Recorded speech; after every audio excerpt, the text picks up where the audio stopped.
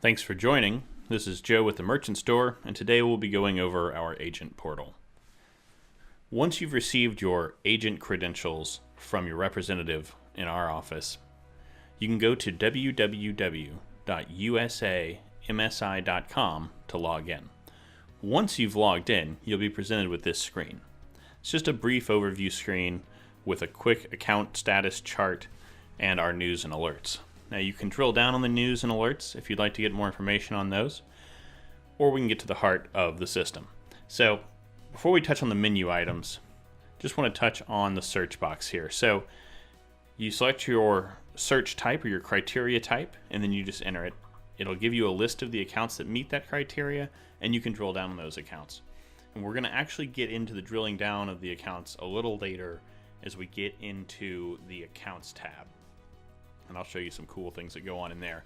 But no, you don't need to use the accounts tab to find an account. You can just search for it here, drill down to the same data. Now looking at the menu, first option here I'm going to mouse over is home. And home has a sub-menu, which is lead submission. So home would bring you back to this page. In this case, I'm just going to go down here and click on lead submission.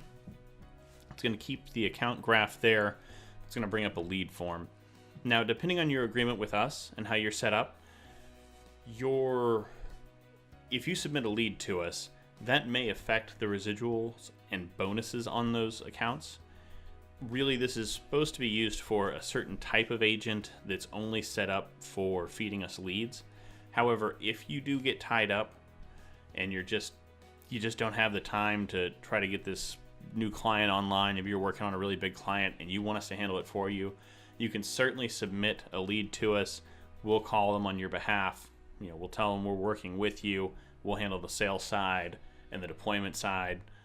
So just be aware that that's available. You can also email that into us or just reach out to your representative in our office. They can certainly handle getting that set up for you. The next tab we have here is the pre-apps tab. And this is pretty handy. This allows you to create a link for the merchant to go ahead and populate or fill out all of their pertinent business information, the required information we would need to get a merchant account set up. Once they enter in that information, submit it back to us. We still will need a voided check. So either that can go from the merchant to you to us or straight to us from the merchant. But once we have that submitted information and the voided check, we'll board the account into First Data. First Data will then send the merchant a link with a click to agree. So basically they'll click a few boxes saying they agree to the merchant account, and as soon as they submit that, it's in underwriting. Generally within 24 hours we have an approval and we're getting the ball rolling. So this is a really handy feature. I'm going to go ahead and click on email new app, and here it's going to bring up several required fields. So first we have email to, that's of course the merchant who you're emailing it to. Email name is going to be their name. The CC box here is so you can copy anyone. I tend to copy myself when using this. You could certainly copy anyone else in that organization or anyone that would need a copy of that email. The description is more for you. It's not necessarily a subject or anything. It's just so you can put a quick one-liner note that's saved to this pre-app to give you reminders about what was talked about or what you were trying to accomplish in this app. We also have the rate type drop-down. So if I select this, there are 4 right now different rate types that are supported. If I was to select pass-through, it's going to drop down a rate box and a transaction box to capture the discount fee and the transaction fee. But let's say I was to select 3-tier. Well, it's going to drop down even more boxes. We're going to have a rate for each tier and a transaction fee for each tier. All of the different options under rate type will include the statement fee. And then the email message and comments are going to be where you might include additional things. So if there's like a 4th tier, maybe you're doing signature debit at a separate rate, or maybe there's a PIN debit, like transaction fee you're doing differently, you can put those in here. Now the email message itself is more like the body of the email, but the comments are also visible in the email to the merchant. So anything you put in here, just assume your merchant's going to see it. And that way we're disclosing everything about the account that we know to them as that information is getting to them in their original email. The equipment field is primarily for tech and for apps, really, so they know what platforms to board things on. So if you know what the equipment type is, go ahead and put it in there. If you don't know what it is, just put a note that it's kind of unknown at this time, or you're looking into a couple different options. And that way, if we do have the information, we can go ahead and start getting things ready.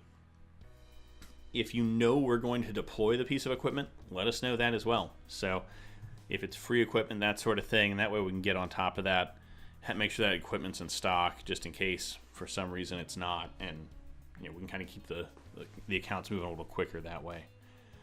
There's also a confirmation checkbox, and this is required. It's basically a final confirmation that you want to send this email. This system is not designed for you to take every email you've ever had and email everyone to see who fills out the app. It is to send these apps directly to people you've already spoken with who are ready to receive them. If it's not used that way, it's basically spam email, and there are a lot of rules behind that.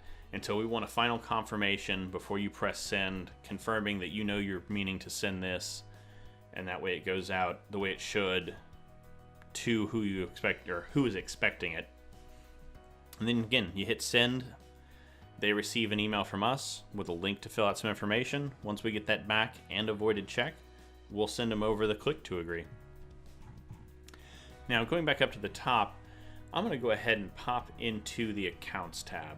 So notice there isn't a submenu here. I'm just going to click on it, and it's going to bring up some options. Now, the first thing you'll notice is there's a black bar across the top of the screen here where it's got actives, declined, seasonal closures, and closed accounts. And that menu will stay there throughout the use of this section. But there's also a menu just below that with the same options. So either one you click on doesn't matter. Now I'm just going to jump into active. And so active is going to load up a quick screen here of all the active accounts under this agent.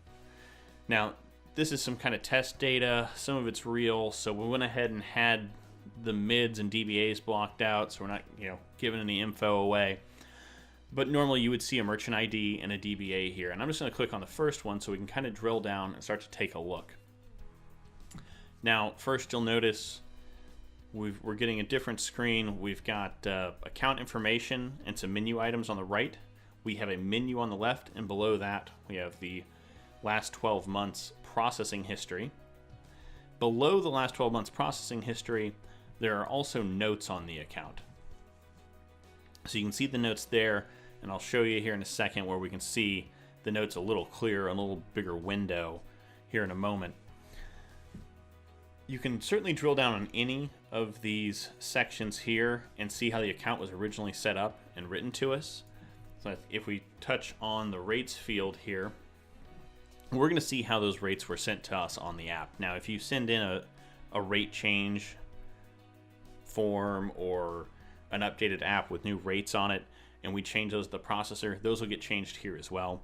If there's an interchange update for some reason, let's say everything gets bumped 5 basis points, the way the residual data comes back, it doesn't really feed into fitting into these little molds of qualified or mid-qualified, because that's really a tool we use to talk to the merchants and to each other about transactions, but that's not really how they're flagged in the residual and in the processing system. So they don't really filter backward. So keep in mind, this is a great rule of thumb for how you set up the account and any changes you've made, but any changes outside of that, there are other tools that have more of a real-time view, and it'll give you a lot more information as to what the merchant's actually being charged today.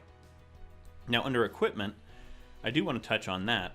A lot of people don't notice this, but you can actually drill down on the equipment that's listed here. So in this case, it's a Verifone Nerite 8020. It's a little bit older terminal, but wireless terminal. And if I click on that, I can get details about this terminal. So I've got an equipment ID, which isn't going to be helpful to anyone, but I do have the serial number. Since this is a wireless terminal, we had to obtain the serial number to set up the wireless and add it in here. Now, if we're deploying the equipment, we'll have the serial number. It'll be in there. If it's a reprogram, a lot of times we're not going to. But we also have the terminal ID. So this would be the download ID for this terminal.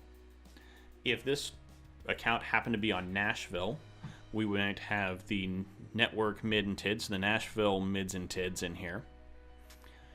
We might have a V number if it's on TSYS, or a PNS number if it's on Payment Tech. So that's where that information goes, and that rides along with the device. So it's really nice. You can not only get your terminal ID and download information with this terminal, but you can see other parts. You know, if this terminal is processing through a platform that maybe you don't use all that often. So if you need to call tech support, you can get that information there. Or you might know where the file's built. You know, if you write everything to Omaha and you have one account that goes to Nashville, this would be a great indication of here's your file information and here's the front end that it's using and processing on. Now we do have notes and history, so this is just going to bring the notes and history into our main window here on the right, and you can get some more information there. And we have chargebacks. So this account doesn't have any chargebacks. It's a bit of a hodgepodge of a bunch of different accounts that we were testing with and playing with. But if you have an Evo account, for instance, and they get a chargeback, that information will be in here within 24 hours of us receiving notice of it. We'll generally have notice of the chargeback the day before the money is pulled out of the merchant's account. So we'll get that information, and the next day it'll be in here. So generally about the day you could see it is the day it's going to hit their account. And that's basically the accounts section. So if you had gone and just done an account search, it would have looked very similar. I don't think this black bar exists there, but everything else is the same. So then we also have the documents section. We can click on that, or you can mouse over and select an item. I'm just going to click on it here. And we've got our different document areas. Now I'm not going to go through every one of these, but I'll just give you a quick look here at the FDR section. Each one of those main categories is going to have several different sections in it. You know, an application section, an other form section, kind of general information. It would probably be a good idea to go through each one of these when you have a minute and just kind of glance at what documents are in there. But it's pretty handy. You can download the current version of, you know, the processing applications or just the program guide. You can get account change forms and things to send in to us. And we're going to try to keep this very up to date. Unfortunately, sometimes the processor makes changes and then doesn't alert us that they've changed a form. So there are still going to be instances where you get a form from here and you send it in to us, and then a couple days later we're like, hey, it's an old form, we need you to use the new one. And we'll get those updated. If for some reason you ever do find a form in here that is out of date, or you're kind of worried that it might be out of date, go ahead and reach out to your representative, point it out to him. If it is something, he can get it updated, and, you know, worst case scenario, you can get a confirmation on it. Now, I will say there are some documents in here that are fairly old, depending on the section you're in. A lot of that is also by design. So, for example, under the leasing area, there might be leasing information on processors we don't work with, leasing companies we don't work with anymore. And a lot of that is for reference on older leases if we need to look something up, or if a rep needs to look up, let's say, an old Northern lease account, and he wants to know what the original paperwork would have said back then, or what that original contract looked like. It's still available. So we do keep some old data in here that's not necessarily regularly used, but still has enough use that we kind of feel it's important to keep it handily available. Also, this document section is not every document we have. That would be just too much information to keep well organized and easy to find. So if there's a document in here that you don't have or you don't see, certainly reach out to your rep. They can get any kind of document you want. All right, let's hop under personal here. And again, this one's going to have a sub-menu. This time I'm just going to go down here and click on personal information. Now this is your personal information. You can change your password here. You can also update things like your address, your name, your phone number. If you're updating your address and your name, or your name, that information is really for tech to use to deploy things to you, or if we need to mail something to you.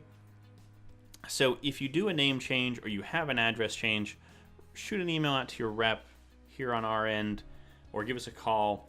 We'll probably need to get a W-9 so that we make sure that the tax filing information we have is matching with what the IRS will have at the end of the year when we send out 1099s, and that those get delivered to the correct address, because that's going to be a completely separate system. That's all payroll related, and that's kept completely separate of this system and what tech uses. So just keep that in mind We also have an equipment pricing tab in here. It's pretty handy. It shows you your price on any device that we have listed in here. So I'm just going to go into the terminal section, and we can see different pricing here on different devices. Keep in mind, again, like documents, this isn't every device we have access to, every piece of hardware. So if there's something you're looking for that you don't see here, just reach out to us. We can check pricing. There's just thousands of different products out there. It's just too hard to keep them all on here and up to date and verify that they're in stock. So we usually keep just devices we know are going to be readily available and that are very popular. If a device, let's say the VX520 in a few years, isn't going to be readily available, you probably see it drop out of here, even if we do still have access to it from time to time. We just don't want a bunch of things in here showing up as back ordered. Now, that said, if you do see something that's back ordered, probably be a good idea to check with us. But in most cases, if it's still in this list, that's going to be something that's going to be a very short-term back order. Moving on, we have a business card tab. This is a template for you to order business cards through us. So you fill out this information, you hit submit, it'll shoot that into us, we'll build them, cut them, send them to you. All of these fields are editable, so you'll notice here's one down here for the billing, or your address, sorry. It's defaulted to our address, so if you're working out of your house and you don't want someone having your home address, feel free to use ours or delete it off altogether. That's fine. The quantities are there for you to select. Now, any quantity over 200 cards does require pre-approval from a representative on our end, so just keep that in mind. If you're going to need more than 200 cards, especially getting started, shoot your rep an email and get that approval first, and we can get that ball rolling. Now, there is reporting, which I'm going to skip over for a second to look at the new ticket. New ticket allows you to create a ticket from the agent portal into our ticket system. So you've got a subject, you've got a description, you've got a priority. The type and group, you don't need to set either of these, but if you know either one, it's great to set. If you get them wrong, the system's going to try to figure it out and sort it out anyways based on what's going on in that ticket. So again, not vital, but it may speed things up a little bit. Like if you know it's a file build, put it as a file build. It's automatically going to set it to the right group. It's going to set it to the right person who needs to handle it. If you don't really know what type, or there isn't a good type in there for you, just select a department. And if you don't know the department, or you put the wrong one in, not a big deal. Whoever gets that ticket, if it doesn't really apply to them, we'll find the person it does apply to and apply it to them. And then you also have CC email. So that's who you're going to copy on the email. Keep in mind, if you copy a merchant on the email, they are part of that ticket throughout the life of that ticket. So any communication had into that ticket and from that ticket will also be copying them the entire time. So when you put a merchant in here, or even yourself, or it would automatically include yourself since you're the one submitting it, but let's say you put like a business partner in there, they're going to get every email, be able to see everything and all the communication between everybody. So just be careful, use that when you want. Now, this isn't the only way to open a ticket. You can certainly submit a ticket through email, or you can even call in. If you're on the road, we can create a ticket for you. And a lot of things don't even need a ticket. If it's a quick fix or a terminal issue, let's avoid using the tickets. But if it's something that needs research and you need a way to log it a little better, you can certainly use the ticket system. We'll do a separate video on how to log into that, how to check things. If you have any questions before then on how to submit tickets by email, just reach out to your rep. There's several different email addresses that open tickets with different departments and for different reasons. So just reach out to them, tell them what you're looking to be able to open tickets for, and they'll get you set up. Now let's jump into reporting. So I'm going to mouse over here. We're going to have some options. So the reporting options has payroll, or payroll history. It also has all the different residuals. So I'm just going to click on reporting, and that's going to bring us to a new menu. We've got the black bar menu there with our sub menus. We also have a menu just below that. These are all the same items. I will point out that history and payments are the same thing. For some reason, they're not named the same, but they go to the same place. Now let's start with payments, or payroll history. If you click on that, you're going to get a list of months and totals. If you drill down on a month, so let's just drill down on January. this is going to show you your pay stub for that month. So the first line, we have a paid on date of January 29th, a funded date of January 29th. The description of this line item is pivotal residuals for December 2018. And you have the cost of 0, received money of 0, and the commission of 0. So clearly there's nothing going on here. The next one down, very similar, but it's for Evo residuals and actually has a number, 380 or 378 in this case. Now, you'll notice that these are both funded and paid on the same day, and that's because once residuals are finalized, they're all paid on the same time, so they actually fund and get paid on the same day. If you had an account bonus or a weekly bonus, that may show up as like January 8th and may be funded on January 12th. So this will show you your funded is when it was finalized on our end, like we confirmed that it's as good as gold, it's going, and then paid on is the day we actually fund the money to you. Now you'll notice you can't drill down on the residuals here in this section, and that's what each of the processor tabs are for. So I'm going to go under MSI because this account only has MSI residuals. But you know, if you write mostly to First Data, all your stuff's going to be under FDR 500. It's going to look very similar. So here we have a list. Now the months listed here are the processing months. So this would be December 1st through December 31st, 2018. This residual cycle would be paid out in January, at the end of January 2019. So keep that in mind when you're looking at these. Your January payments are going to reflect your totals for the December processing month. Nice little quick snapshot of your volume, total transactions, and commissions. But then you can also drill down on that and get a line item view of each account, when it was entered into our system originally, who the sales rep is. So if you're a sales agent and you have an agent under you, you may have a login where you can see your account and their accounts, and you may only want them to have a login where they can only see their own accounts. So this will show you everything. It'll have your name in there if they're all your accounts. It'll have your name on your accounts and their name on theirs if you have a nested kind of situation. Then it shows you the volume, quantity of transactions. Generally speaking, you'll see a qualified rate and a transaction rate and even a statement fee that we're trying to populate off the residuals. Again, since there aren't necessarily flags called qualified, or I guess there is one for different transaction fees. Some processors call statement fees different things in the back end, even if they're like, one of a million service fees. So we're trying to pull that data in. It may not always be accurate, and some of that data may look funny just because of how different processors handle percentages as they come through the residual back to us. So if you see something that you're concerned about, certainly reach out to us, ask us about it. We can go over it, why it looks a certain way, where it's pulling data from. But for the most part, this is going to look pretty normal. And that's going to basically cover the agent portal. So if you have any questions, if you're unable to log in, reach out to your representative. They should be able to get you logged in, get you going. And if we need to sit down, take some time to go over it one-on-one, we can definitely do that. And then again, if you need some better detail, if you want to be able to pull statements, or you want to get some merchant level detail on volumes and that sort of thing kind of in real time, certainly let us know. We can set you up with that access. If you're with First Data, if you're doing all your stuff with First Data, all of our First Data merchants get that for free. So if you've got a merchant that needs that access, just let us know. We can get them set up in that system, and we have no charge for it. They can see all kinds of great info. So certainly reach out if you need anything, but until then, happy selling.